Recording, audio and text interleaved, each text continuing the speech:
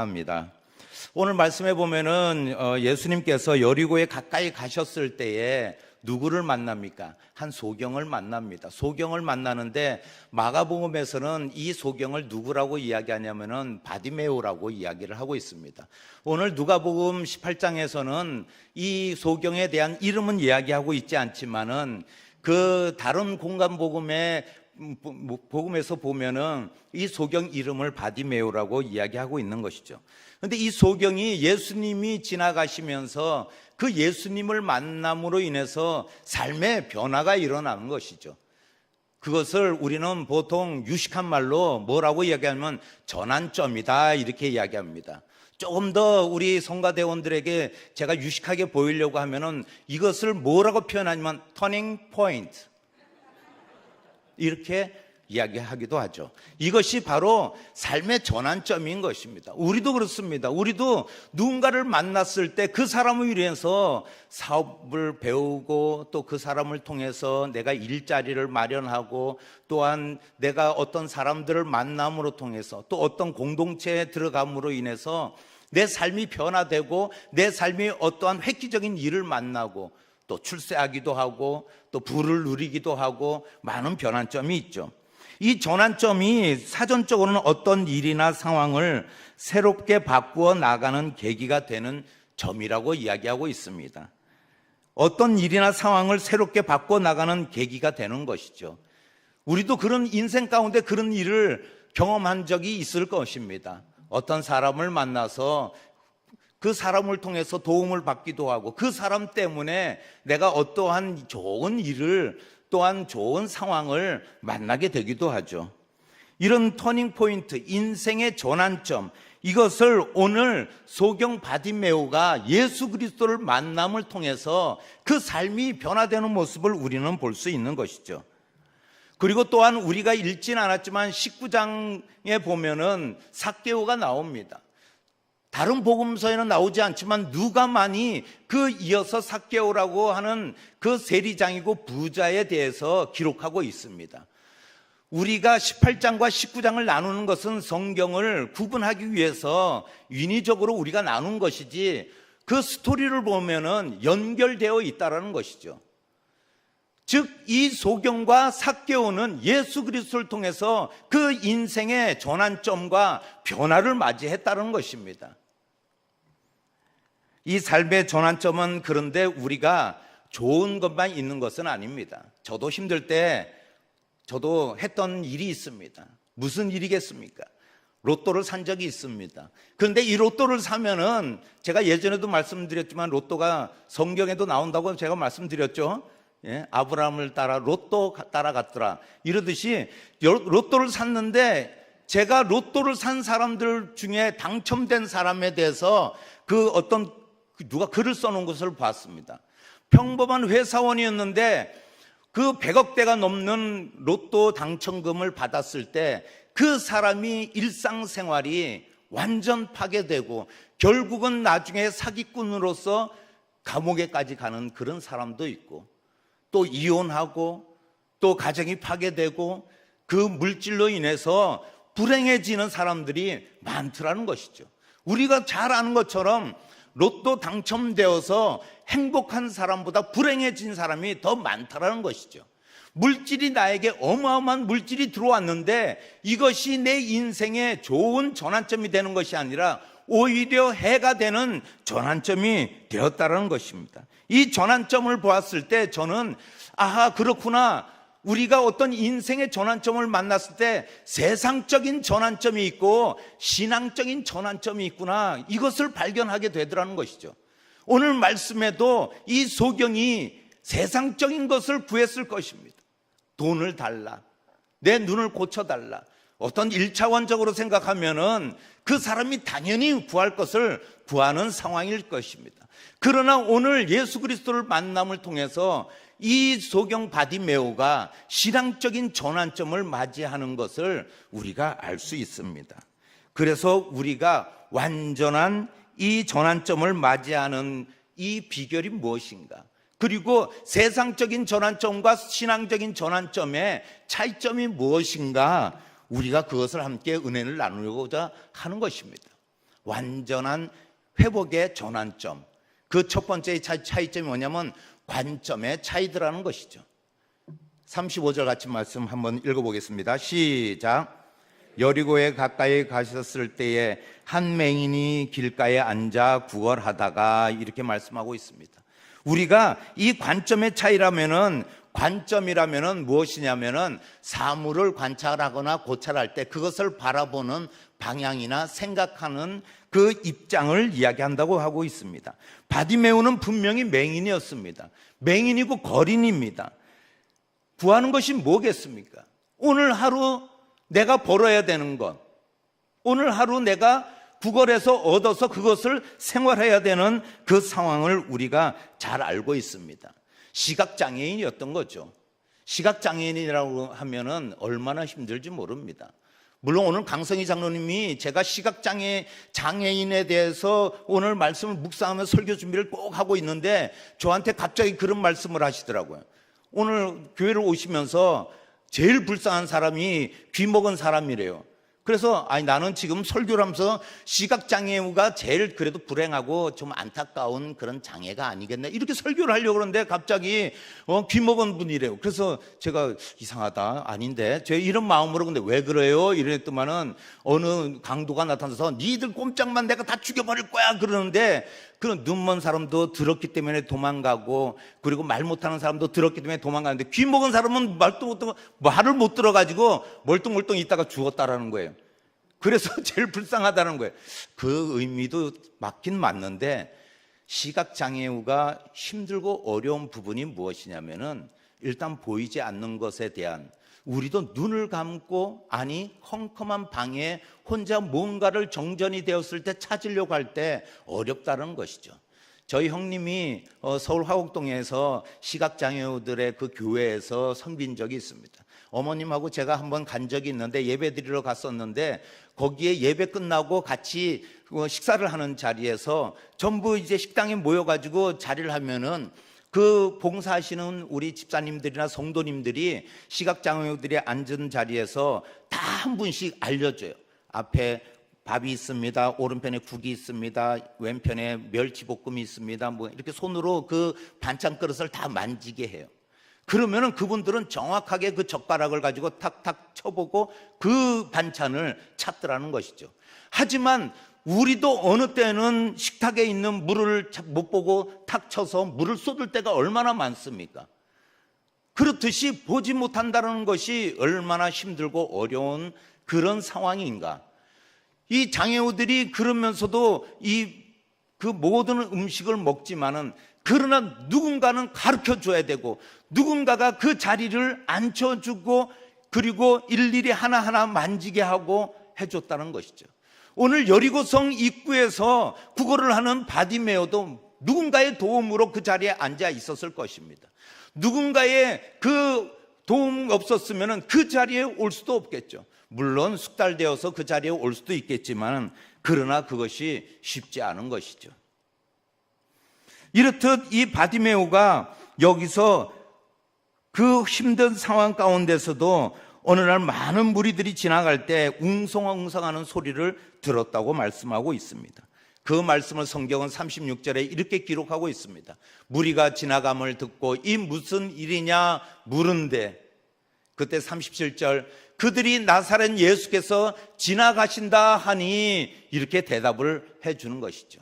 이때 우리가 보통 무리들이 바디메오가 이렇게 물어봤을 때, 여기서 저는 왜 무리들이 나사렛 예수라고 했을까? 이때 당시는 예수란 이름이 흔했습니다. 우리가 가장 흔한 성씨가 뭐죠? 제 성씨예요. 그런데 그렇듯이 제일 흔하기 때문에 그 김씨 하면은 서울에서 남산에서 돌을 던지면은 김씨, 이씨, 박씨가 맞는 데잖아요. 그만큼 많은 성씨라는 거죠. 팔레스타인 지역에 예수라는 이름이 많이 사용되었던 상황입니다. 그래서 일반 사람들은 그 지역에 어디 출신이냐, 이 이야기 속에서 나사렛 출신이기 때문에 우리 예수 그리스도를 나사렛 예수라고 불렀다는 것이죠. 무리들은 나사렛 예수라고 불렀지만은 여기서 우리가 바디메오가 예수님을 부를 때 뭐라고 부르냐면은 이 나사렛 예수라고 부르지 않고 38절에 맹인이 외쳐 이르되 다윗의 자손 예수여 나를 불쌍히 여기소서 하거늘, 예수님을 부를 때 무리들은 나사렛 예수라고 불렀지만 이 맹인 바디메오는 뭐라고 부르냐면 다윗의 자손 예수여 이렇게 부르는 것입니다. 여기서 관점의 차이가 나온다는 것이죠. 예수님을 바라보는 차이점이 바로 여기에 있습니다. 나사렛이라는 지역은 촌동네입니다. 얼마 되지도 않습니다. 어제 저도 몰랐는데 어제 거기 기독교 박물관에 가니까는 나사렛이라는 그 동네가 그 얼마 되지 40호인가 밖에 안 되는 자그마한 동네이고 얼마 그 촌동네라고 그렇게 이야기하는 그것을 들었을 때, 그리고 사람들이 우리가 잘 아는 것처럼 나사렛이라는 그 동네에 대한 것은 천하다라는 그런 의미를 담기도 한다는 것이죠. 그런데 무리들은 나사렛 예수라고 부르지만은 오늘 맹인은 뭐라고 부르냐면 다윗의 자손이라고 부릅니다. 다윗의 자손이라면은 즉 메시아를 말하는 것이죠. 메시아를 인정하는 것입니다. 마태복음 15장에서는 우리가 귀신 들린 딸을 구해달라고 예수님께 청하는 가나안 여인이 나옵니다. 그 가나안 여인도 다윗의 자손 예수여 불쌍히 여기소서 이렇게 이야기합니다. 이 이야기 속에서 가나안 여인과 이 소경이 다윗의 자손 예수여 이렇게 고백하는 것은 그냥 우리가 예수님을 부르는 그런 차원이 아니라 예수 그리스도는 메시아이시며 지금 나를 불쌍히 여겨 주실 수 있는 분, 긍휼을 베풀 수 있는 분이라는 것을 말하는 것입니다. 이것이 바로 관점의 차이인 것이죠. 예수 그리스도를 바라보는 관점, 예수님을 우리가 어떤 믿음의 눈으로 바라보고 있는가 하는 관점, 내가 어떤 주님으로 모시고 있는가 하는 우리의 관점의 차이라는 것입니다. 우리는 때로 이런 바른 믿음보다는 지금 소경이 구하는 것처럼 구걸하고 내가 지금 필요한 그것을 달라고 할 때 우리의 믿음은 어떤 믿음인가 하는 것을 바라봐야 되는 것이죠. 우리의 전환점이 필요합니다. 어느 때는 우리가 정말 우리의 자녀들이, 우리의 가정이, 내 삶이 큰 전환점이 필요할 때가 있습니다. 그러나 이 전환점이 어떤 전환점일 때 확실한 회복과 확실한 그 전환점이 될 수 있는가? 이것은 이 바디메오를 바라봤을 때 우리의 고백이 그런 고백이 되어야 된다는 것입니다. 예수님은 우리를 치유하시는 분이십니다. 이런 믿음의 고백이 있어야 되는 것이죠.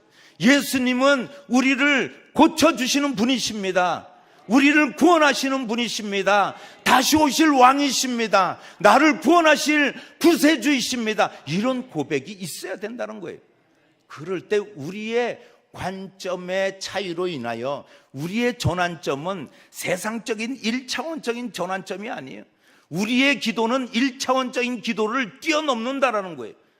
우리의 그리 아니하실지라도 이런 우리의 입술에 감사가 나온다는 것이죠. 믿음의 차이라는 거예요. 믿음이 있고 없고 우리는 다 믿음이 있어요.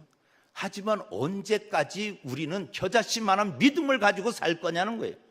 그 믿음으로도 우리는 구원받을 수 있지만은, 하지만 우리가 더 큰 믿음을 향해 가는 이유가 뭐겠습니까? 잘했다 칭찬 듣는 믿음을 우리가 소유하기 위해서. 믿음이 겨자씨만한 그 믿음일지라도 구원받을 수 있다 하지만은 그 겨자씨는 예수님께서 천국을 비유하실 때 뭐라고 말씀하셨나요? 겨자씨만한 그 겨자씨에서 나무가 깃든다고 했어요. 새들이 다가와서 놀고 날라들고 큰 나무가 되어야 된다고 말씀하셨다라는 거예요. 우리의 믿음이 겨자씨에서 머물러 있다면은 우리가 그 믿음이 장성하여서 내가 다른 사람들에게 그런 본을 보이며 내가 믿음의 사람이라고 말할 수 있겠냐는 거예요. 우리의 전환점은 거기서 발견되는 것이 아니라 우리의 전환점은 믿음이 자랄 때, 믿음이 자라서 많은 새들이 깃들 때 우리의 전환점이 되어진다는 것입니다. 영적인 시각과 세상적인 시각이 여기서 다르다는 것입니다. 겨자씨만한 믿음은 우리가 1차원적이고 세상적인 시각으로 우리의 믿음을 바라본다는 거예요.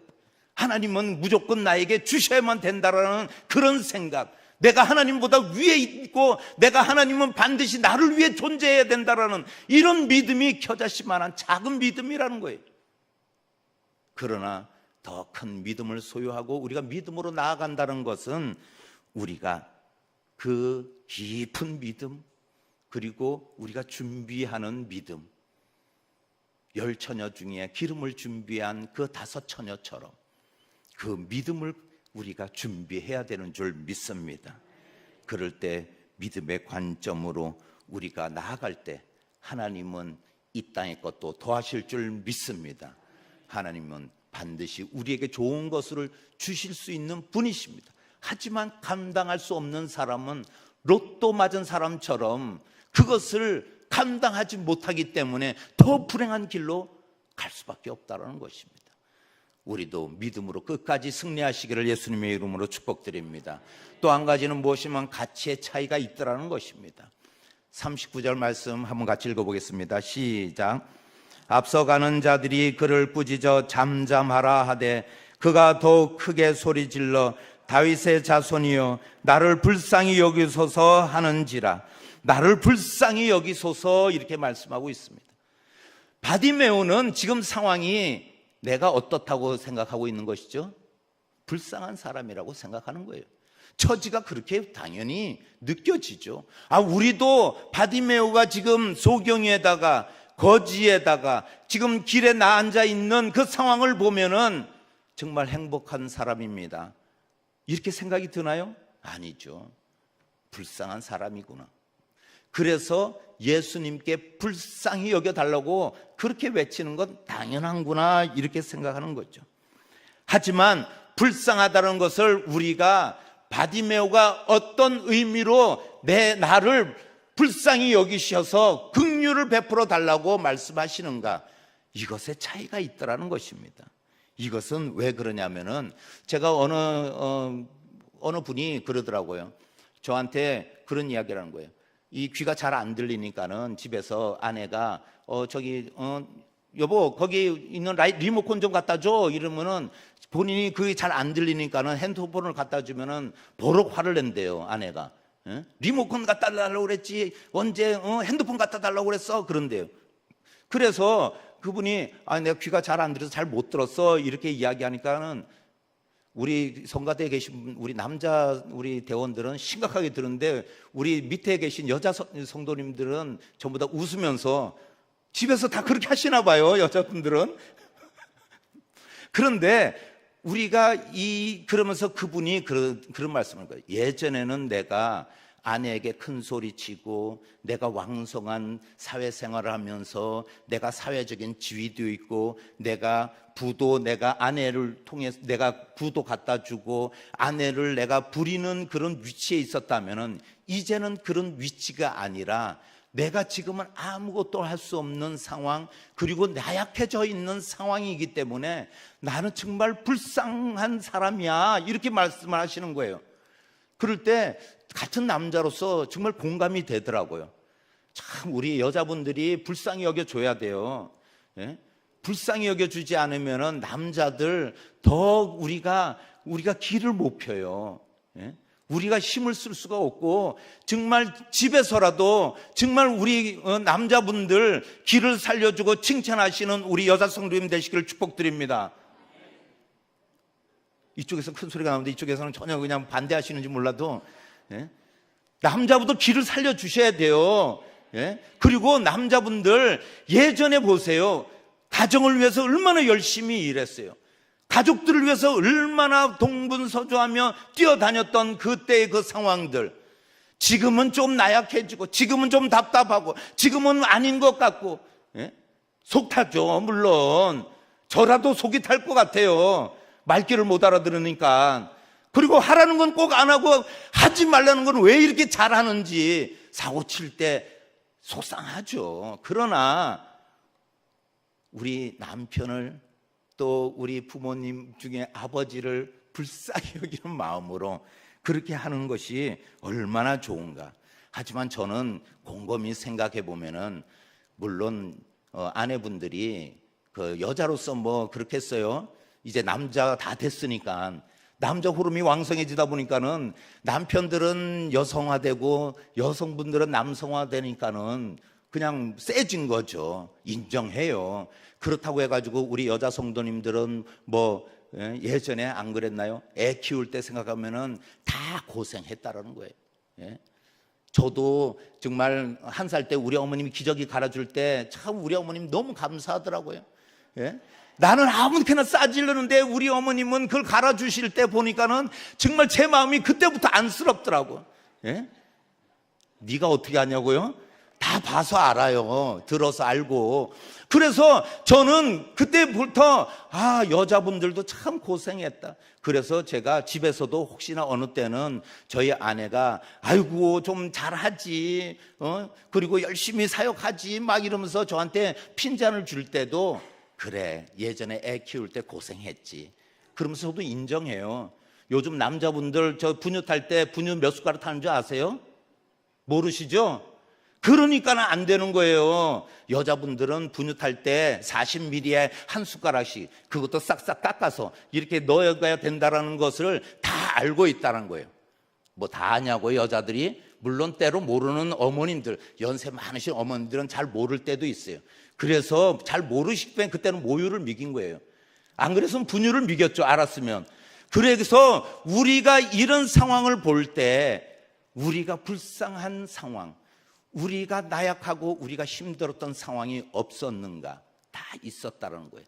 그런데 우리는 1차원적으로 필요한 물질이 필요할 때 물질을 달라고 하는 것보다 이 물질이 지금 궁핍할 때 하나님 나에게 무엇을 원하십니까? 내가 어떤 것에 가치를 두고 내가 주님께 나아가 기도해야 되겠나요? 나는 지금 편하니까 아이고 특세기간이지만 내가 바빠요 지금. 아이고 내가 지금 회사 일이 얼마나 바쁜데. 저도 그렇게 살았거든요. 그런데 그것보다도 우리가 뭘 더 귀하게 여겨야 되는가, 이것이 중요하다는 거예요. 이것이 바로 가치의 차이라는 거예요. 예? 그때 예수님께서 뭐라고 말씀하시냐면은 41절 말씀 한번 같이 읽어보겠습니다. 시작. 내게 무엇을 하여 주기를 원하느냐 이르되 주여 보기를 원하나이다. 소경 바디메오가 원하는 것, 지금 이 말씀 가운데 예수님께서 그 말씀하실 때 보기를 원하나이다. 당연하죠. 우리는 무수히 들어서 아이고 그거 당연한 말씀이죠. 당연히 그 말씀 우리가 이 말씀 해야죠. 하지만 이 말씀 가운데 저는 곰곰이 이 말씀을 묵상하면서 보기를 원하는 게 아니 지금 당장 내가 이 보지 못하고 이 신체의 단절 그리고 장애가 왔던 이 시각을 다시 회복시켜 주는 것이 당연한 거 아닌가? 이것이 1차원적일까? 이것이 세상적인 구함일까? 묵상해 볼 때 우리가 이 말씀 속에서 우리가 사도행전의 말씀을 제가 딱 생각이 나더라는 거예요. 사도행전 3장 4절 5절 말씀에 보면 베드로가 요한과 더불어 주목하여 이르되 우리를 보라 하니 그가 그들에게서 무엇을 얻을까요? 바라보거늘. 성전 미문에 구걸하는 그 거린을 만났을 때 베드로와 요한이 기도하러 올라갈 때 나를 보라. 뭘 해주길 원하느냐? 그럴 때 그 거린이 뭐라고 생각했어요? 예? 무엇을 얻을까요? 바라보았다고 그랬어요. 저는 이 말씀을 통해서 소경 바디메오는 눈을 뜨게 해달라는 그 의미가 그냥 내가 눈을 떠서 내가 더 돈 많이 벌고 나도 정상으로 내가 세상에 떵떵거리고 살겠다, 이 의미겠는가? 저는 그 말씀 속에서 그것이 아니더라는 거예요. 주를 보기를 원하나이다. 주여 보기를 원하나이다. 이 말씀에 저는 주님을 보기를 원한다고 그 말씀이 확 와닿는 거예요. 내가 보는 것이 내가 주님을 보기를 원하나이다. 이 고백이 담겨져 있다라는 거예요. 내가 지금 눈을 떠서 세상에 내가 나가서 열심히 일해야 됩니다. 내가 정상인으로 나도 지금 뭔가 좀 벌고 나도 좀 높은 자리에 올라가고 그러고 싶습니다. 내가 주님을 보고 싶습니다. 이 고백이 담겨져 있더라는 거예요. 우리가 주님이 우리를 만나 주셔서 우리가 믿음이 회복되고 그 첫사랑, 내가 주님을 위해 살겠나이다, 우리가 그렇게 고백할 때 주님이 우리 가운데 찾아오심은 우리가 주님을 만났기 때문에 우리가 그 성령 세례를 입고 그리고 그 생명 세례를 통해서 내가 믿음의 사람으로 살겠습니다, 이런 결단이 있었던 거 아닌가요? 그래서 우리가 이 소경 바디메오가 보기를 원하나이다, 주님을 보기를 원했다라는 거예요. 저는 이 말씀을 뒷받침하는 것이 누가복음 19장에 나와 있더라는 거죠. 연결되고 여리고성을 들어갈 때 소경 바디메오를 만났지만 여리고성에 들어갔을 때 세리장이며 부자이며 그 삭개오를 만났을 때 뭐라고 이야기했냐면 누가복음 19장 2절 말씀에 보면 삭개오라 이름하는 자가 있으니 세리장이요 또한 부자라. 그런데 이 삭개오가 인생의 전환점이었다면 소경 바디메오와 반대되고 있어요. 부자래요. 높은 자리에 있는 세리장이래요. 떵떵거리면서 살고 있는데, 아니 이 삭개오에게 무슨 전환점이 필요하고 예수님이 필요했겠냐는 거예요. 그러나 오늘 예수님께서 왜 삭개오 이야기를 다시 삭개오를 만남을 누가가 기록하고 있을까? 다른 복음서에는 없는 것을. 그런데 그 의미에서 19장 3절 말씀에 이렇게 말씀하고 있어요. 그가 예수께서 어떠한 사람인가 하여 보고자 하되 키가 작고 사람이 많아 할 수 없어, 이렇게 말씀하고 있습니다. 삭개오가 예수님을 만나기를 원하고 있었어요. 소경 바디메오와 똑같이. 그런데 할 수 없는 이유가 나오더라는 거예요. 키가 작았대요.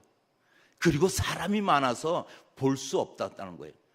소경 바디메오는 시각장애이기 때문에 예수님을 볼 수 없었지만 삭개오는 많은 사람과 키가 작은 이유 때문에 예수님을 볼 수 없었다는 것이죠. 여기서 주님을 만나야 될 사람들이, 이 소경은 시각장애로 인했지만은 삭개오도 만날 수 없는 그 상황이 있더라는 거예요. 소경이 물질이 없어서 그리고 눈을 뜰 수 없기 때문에 구걸을 해야 되는 상황, 이 상황이 이 사람에게 그것을 헤쳐나오면은 인생의 전환점이 되는 것이 아니라는 거예요. 결국은 소경이 눈을 떠서 그 다음 내가 열심히 돈을 벌고 열심히 내가 높은 자리에 가고, 이것이 인생의 전환점이 아니라는 말씀이에요. 예수 그리스도를 만나서 그것이 바로 인생의 전환점을 맞이하는데, 예수님을 보면은 따르는 삶, 예수님이 원하는 그 뜻대로 살아가고자 하는 삶, 그러면은 우리도 이 인생에 예수 그리스도가 우리 가운데 찾아오셔서 우리가 믿음을 받게 되었어요. 그런데 우리는 전환점을 맞이하였지만은 그 전환점이 우리가 그 관점의 차이와 가치의 차이를 우리는 계속 세상적으로 둔다면은 우리의 전환점을, 그리고 완전한 이 전환점을 통해서 우리가 누려야 되는 그 영광과 그리고 기쁨과 감사가 있겠냐는 거예요. 얻을 수가 없다고 말할 수 있는 것이죠. 우리의 삶의 전환점이 다시 한 번 더 필요한 줄 믿습니다. 다시 한번 우리가 예수 그리스도를 만났다면 그 전환점을 가지고 다시 우리가 방향을 제대로 설정해서 나아가야 되는 줄 믿습니다. 그것이 바로 우리의 삶의 전환점이 필요하다는 이야기입니다. 42절 말씀에 예수께서 그에게 이르시되 보라 내 믿음이 너를 구원하였느니라 하시매 곧 보게 되어 하나님께 영광을 돌리며 예수를 따르니 백성이 다 이를 보고 하나님을 찬양하니라. 바디메오를 통해 많은 사람들도 하나님을 찬양하고 있다고 말하고 있어요. 나로 인해 하나님을 찬양하는 사람들이 더해져야 된다는 거예요. 내가 신앙생활하는 모습을 통해 세상 사람들이 그래 내가 김바울을 보면서 나도 믿음 생활하고 싶고, 나도 그래 그 예수 그리스도를 알아가고 싶고 하나님을 내가 찬양해야겠다는 마음을 갖게 해야 된다는 거예요. 이것이 바로 소경 바디메오가 인생의 전환점을 맞이한 계기라는 것이죠. 우리의 인생의 전환점도 마찬가지입니다. 예수를 따르는 제자된 삶을 살기 위해서는 우리도 이 전환점을 향해 방향을 다시 돌려야 된다는 것이죠. 우리가 가던 전환점을 통해서 우리가 그 가고자 하는 방향이 다시 바뀌었다면은 다시 전환점을 우리가 회복해야 된다는 것입니다. 누가복음 19장 8절 9절 말씀에 보면은 삭개오가 서서 주께 여짜오되 주여 보시옵소서, 내 소유의 절반을 가난한 자들에게 주겠사오며 만일 누구의 것을 속여 빼앗은 일이 있으면 내 갑절이나 갚겠나이다. 9절 말씀, 예수께서 이르시되 오늘 구원이 이 집에 이르렀으니 이 사람도 아브라함의 자손이니라. 삭개오가 변화되고 그 전환점을 예수 그리스도를 만났을 때 그 삶이 물질에서 이거 손을 피는 그 모습을 볼 수 있습니다. 소경 바디메오도 마찬가지고 삭개오도 마찬가지로 구원받고 이웃에게 나누는 결단을 하게 됩니다. 예수님을 따르는 그런 결단이 있다는 것이죠. 주님을 만나고 나서 다시 믿음의 길을 회복하겠다고 다시 우리의 삶의 변화의 전환점을 맞이하겠다는 것입니다. 우리가 일출이 일어날 때 오늘 새벽에도 우리 권사님이 목사님 저 태양을 보세요. 새벽 예배 끝나고 갈 때 누가 말씀했죠? 손 들어보세요. 예. 우리 이미자 권사님이 그 말씀을 하셨어요. 그런데 제가 그 말씀을 보면서 태양을 보는데 저는 순간 뭔 생각한 줄 아세요? 태양을 뭐 어떻게 봐요? 눈 버리게 제가 그랬어요. 그런데 저 붉게 타오르는 저 태양을 한번 보세요. 그래서 제가 실눈을 보고 이렇게 봤거든요.